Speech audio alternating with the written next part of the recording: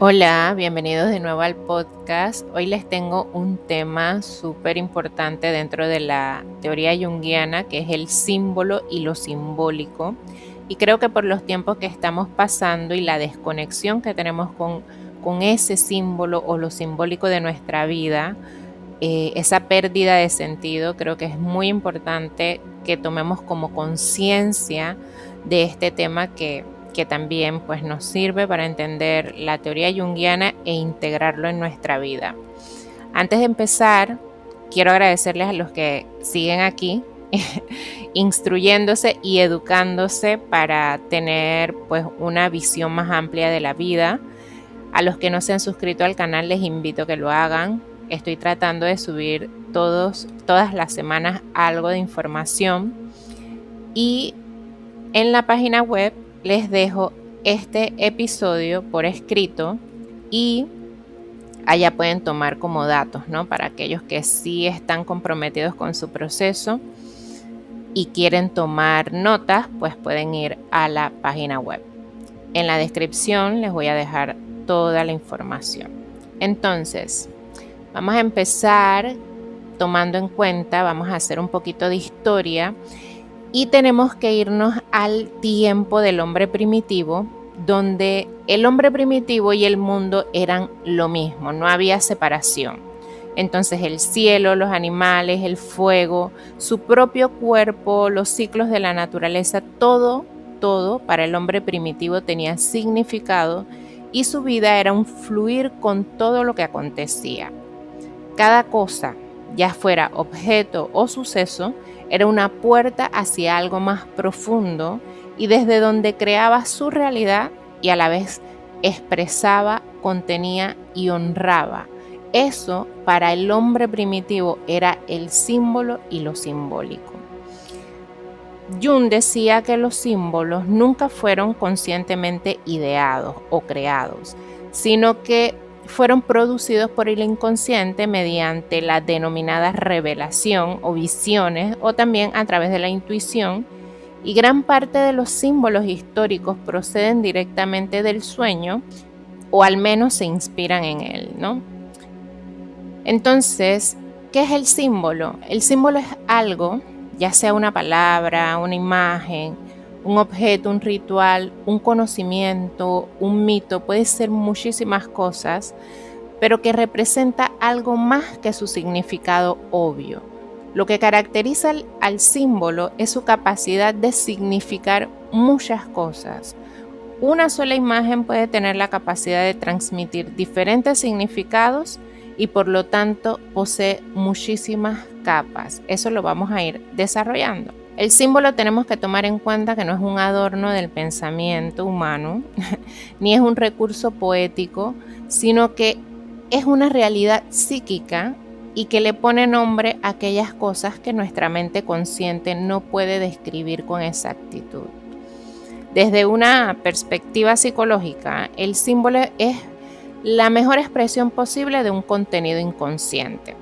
Y en un momento determinado, el símbolo no se limita a definir, sino que abre la posibilidad justamente de muchos significados. No solo somos una mente racional. Recuerden que somos un conjunto de emociones, sensaciones e intuiciones que sirven para traducir y filtrar la realidad. Entonces, lo simbólico, a pesar de su amplitud, le pone significado a la realidad que vamos observando. O sea, la realidad cobra sentido a través de lo simbólico. Ahora bien, es importante comprender que las cosas no son simbólicas en sí mismas. Una cosa adquiere carácter simbólico cuando se convierte en portadora de sentido psíquico, es decir, cuando su carga energética expresa una realidad interior más profunda. Por ejemplo, si soñamos que estamos en una casa, en nuestra casa de infancia, para muchos la casa simplemente representa el lugar donde vivimos. Pero si en el sueño vemos que dentro de la casa ocurren situaciones particulares, donde se repiten alguna situación, donde de repente la casa se llena de agua o vemos que se rompen las ventanas, es muy probable que nos despertemos con una sensación de que el sueño tiene algo importante o revelador que decirnos. Por lo general, cuando quedamos con esa sensación, el yo racional no puede traducir inmediatamente la imagen y utiliza entonces el inconsciente, el símbolo, que en este caso es la casa, para darnos un mensaje. La casa puede representar la propia psique del soñante y el sueño puede estar compensando una actitud consciente. Sobre los sueños hice un episodio que lo pueden encontrar también en la página web por si quieren aprender un poquito más de los sueños. No hay nada más simbólico que los sueños. Allí pueden aprender muchísimo de su mundo interior y de las imágenes de su propio inconsciente. Lo simbólico no pertenece propiamente al objeto, a la imagen o a la experiencia, sino que es la relación entre la psique y la imagen. Porque, como mencionamos, una casa puede tener un significado profundo para una persona, pero puede ser algo totalmente neutro para otra. El carácter simbólico es fundamental para la autorregulación psíquica. Ya hemos mencionado en otros episodios cómo trabaja el inconsciente haciendo equilibrio con nuestra parte consciente. A través del símbolo, el inconsciente encuentra una vía para comunicarse sin irrumpir hacia nuestra conciencia de forma caótica. Recuerden que los contenidos inconscientes para el yo o para nuestra parte consciente es difícil de traducir. No siempre tenemos el lenguaje apropiado. De hecho, para poder traducir las cuestiones del inconsciente hacen falta todavía vocabulario para todas esas imágenes que a veces nos quedamos cortos en el momento de darle como significado. Entonces el inconsciente lo que hace es usar el símbolo para que el yo no quede para que no sobrepase los límites del yo. Los símbolos no surgen únicamente de la experiencia individual.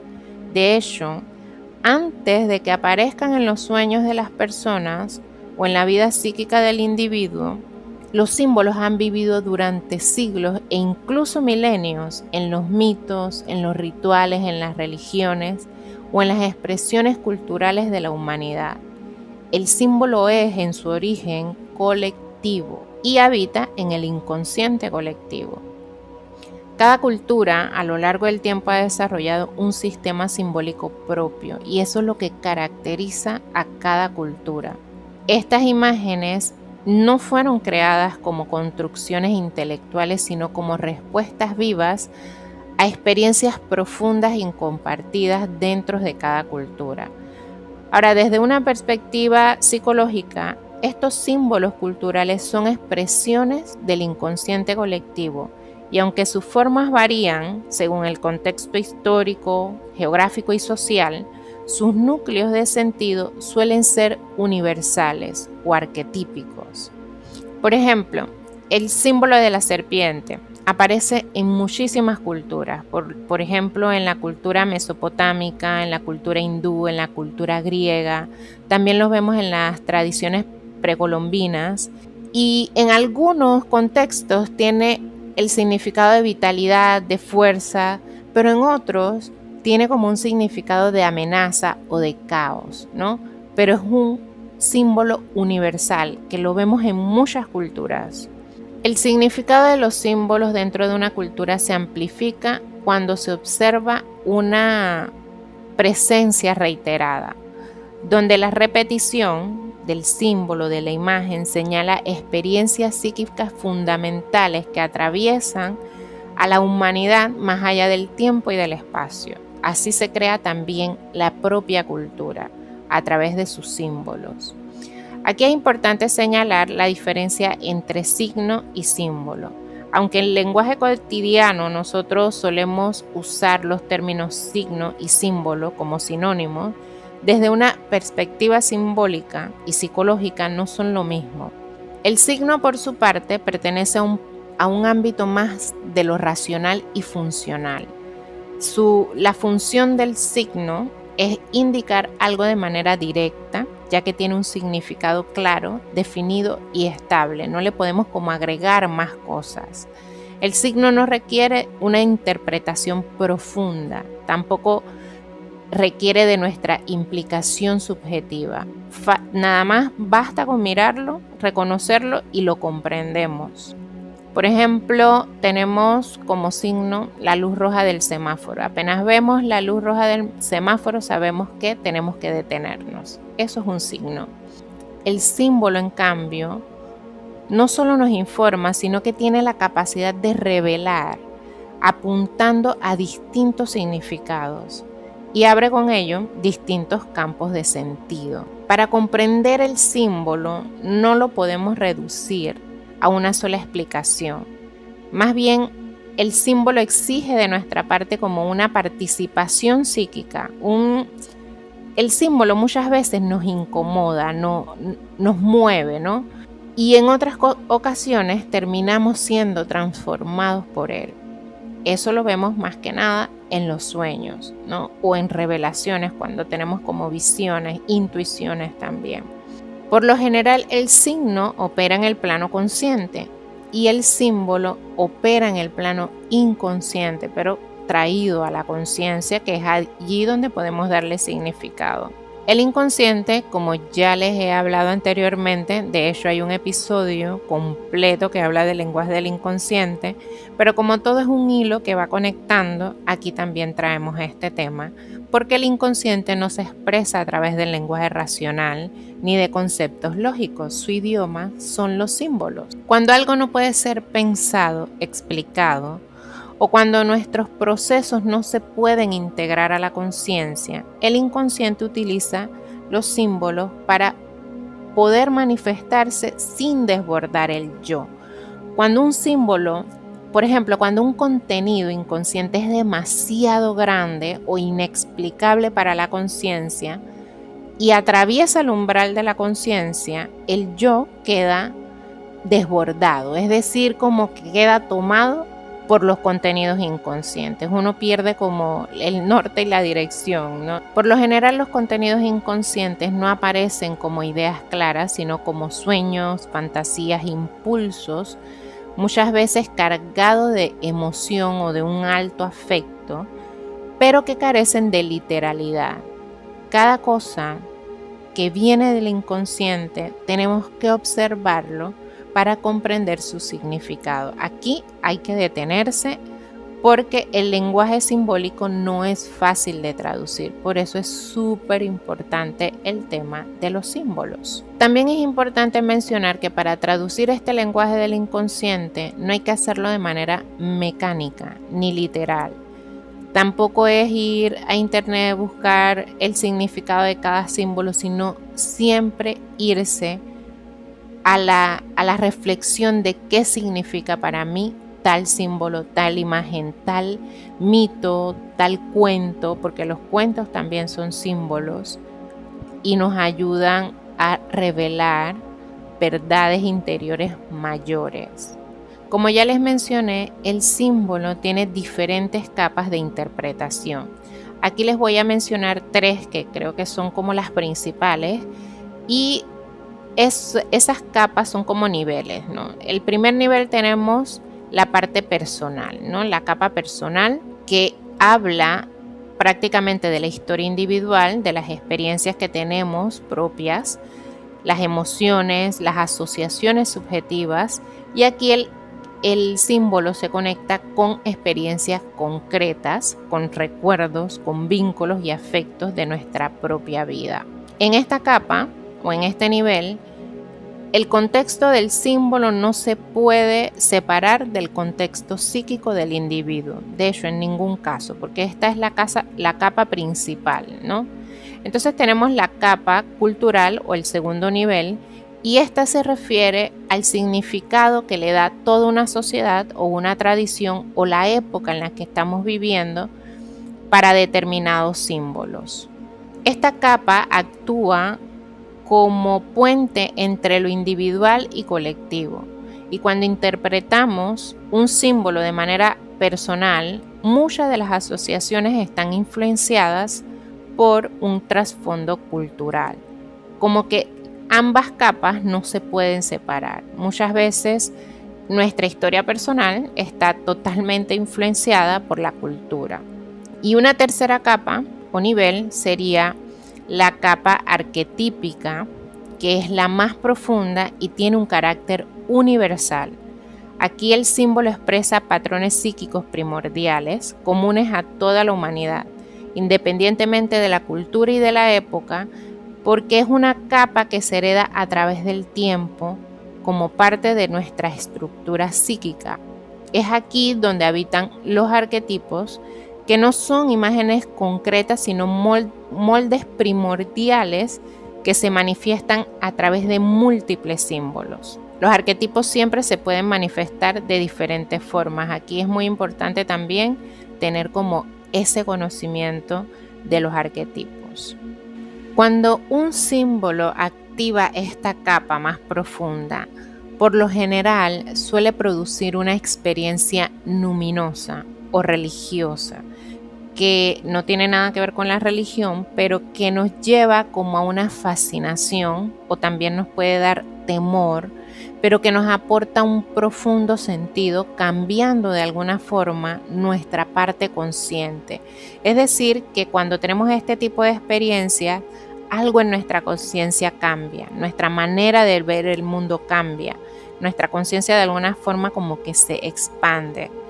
Entonces, en esta capa más profunda, el símbolo tiene un mayor poder transformador, pero también puede resultar un poco perturbador para el tema de la conciencia, ¿no? Cuando no estamos acostumbrados a lo simbólico, puede que esto nos asuste o no sepamos en su momento darle significado. Entonces, justamente cuando nos pasan situaciones como esta es porque algo del inconsciente necesita ser integrado en la conciencia. Ahora, el trabajo simbólico consiste en aprender a moverse en estas tres capas sin darle primacía a ninguna. Porque si reducimos el símbolo a lo personal, es muy probable que le quitemos sentido, que le quitemos ese valor a ese sentido que nos quiere mostrar. También si nos quedamos en lo cultural, es muy probable que el significado sea una cuestión solamente intelectual. Y ahora, si negamos esta parte arquetípica, podríamos desconectarnos de esa potencia transformadora que tiene el símbolo. Así que lo importante sería movernos en las tres capas, o sea, ir amplificando hasta lo arquetípico y volver a lo personal. Es un trabajo de ida y vuelta, ¿no? En ese movimiento. Ahora, nos encontramos en una época de transición y cada vez que la humanidad se encuentra en este punto de movernos hacia otra época, los símbolos se van perdiendo. Y no es que se pierdan como tal, sino de que como ya nuestra parte consciente asimiló todo lo que el símbolo podría darnos, regresan al inconsciente. Pero llevamos mucho tiempo desconectados de nuestros símbolos o de una vida simbólica. Entonces, lo que está ocurriendo es que los símbolos están volviendo a emerger, pero no sabemos darle significado. Hoy vivimos en una época saturada de imágenes, pero empobrecida en cuanto a símbolos. Nunca antes el ser humano había estado tan expuesto a tantos estímulos visuales y sin embargo nunca había estado tan desconectado del significado profundo de las imágenes que consume. Como les mencioné, no es que los símbolos hayan desaparecido, sino que se ha cambiado la relación consciente, personal y colectiva con respecto a ellos, o gracias al progreso han sido reducidos y muchas veces vaciados. En la cultura actual, a lo que le damos privilegio es al pensamiento rápido, a lo técnico, a lo funcional. Todo debe ser explicado, clasificado, utilizado. Y en este contexto, lo simbólico o el símbolo resulta incómodo porque no es eficiente, no es inmediato y no ofrece respuestas rápidas. es necesario comprender que para tener una relación con los símbolos, así como un diálogo valioso con nuestro interior o con nuestro inconsciente, tenemos que tener el tiempo y la disposición para que eso suceda. No podemos pretender hacernos expertos en algo que no conocemos o que no le damos la importancia debida. El símbolo siempre será algo misterioso, siempre nos va a confrontar. Entonces, ese contexto choca con una mentalidad orientada al control y la productividad, porque entender el símbolo necesita que desarrollemos nuestra intuición. Y como le hemos dado tanto poder a nuestra mente racional, pues la intuición queda relegada. En la actualidad también podemos observar distintas formas en las que la espiritualidad utiliza los símbolos de manera superficial, sin integrar un trabajo interior verdadero. Lo vemos en rituales vacíos, afirmaciones repetidas mecánicamente, en imágenes sagradas convertidas en fórmulas de consumo que muchas veces prometen una transformación pero sin confrontación. Cuando nosotros hacemos trabajo interior, la confrontación con cada una de nuestras partes es fundamental. Ningún trabajo interior que sea de verdad nos lleva en ese carrito de que todo es maravilloso, todo es feliz, arcoíris. No, la verdadera transformación implica la confrontación. Cuando hablamos de recuperar nuestros símbolos, no significa que tengamos que volver al pasado ni adoptar sistemas simbólicos de manera literal, sino que más bien significa como reaprender a relacionarnos simbólicamente con la vida, permitiéndonos que ciertas imágenes nos interroguen, nos confronten y también dejarnos transformar por el poder psicológico, psíquico de cada una de esas imágenes. Entonces aquí tengo algunas vías simbólicas fundamentales a través de las cuales ustedes pueden entender este significado simbólico de las imágenes que se proyectan del inconsciente. Tenemos los sueños, tenemos los mitos, los cuentos, las leyendas, las narrativas. También tenemos los síntomas en el cuerpo. Cada síntoma en el cuerpo es un símbolo de algo que está ocurriendo en nuestra psique, ¿no? El síntoma del cuerpo siempre es lo último que se muestra de los conflictos internos que tenemos.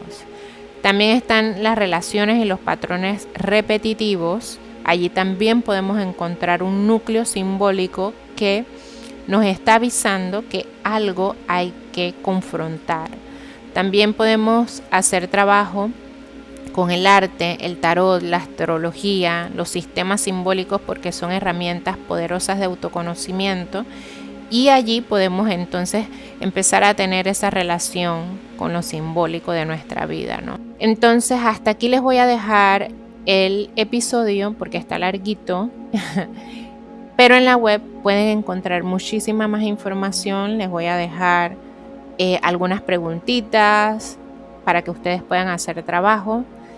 Y sería genial que se vuelvan a leer todo, porque como les dije, en la página web está todo más completo. Acá solamente les traigo un poquito o los puntos más importantes, pero será decisión de ustedes estudiarlo a fondo. Entonces nos vemos en otro episodio. Bye.